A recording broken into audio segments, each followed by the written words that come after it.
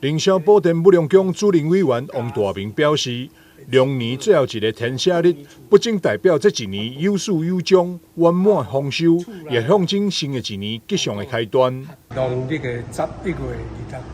26日，在适逢咱龙年天赦日的上尾一日，咱龙年的天赦日6日，因为天赦日不外乎就是当然来咱庙，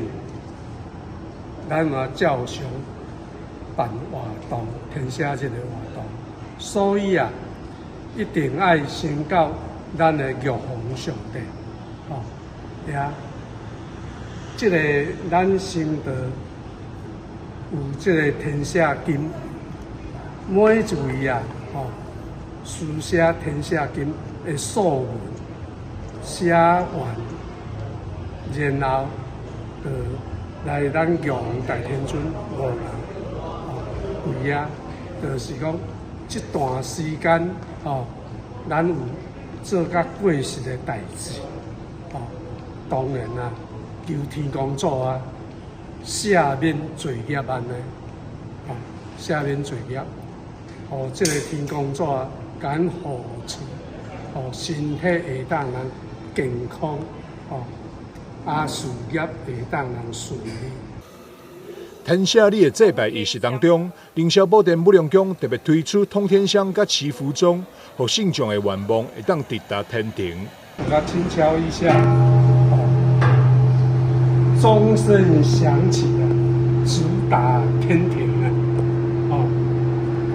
你虔心甲祈愿一定所求必应会当人财源广进延年益寿因为咱庙所有的神尊主长各种层次拢有，何况咱庙百几尊神道。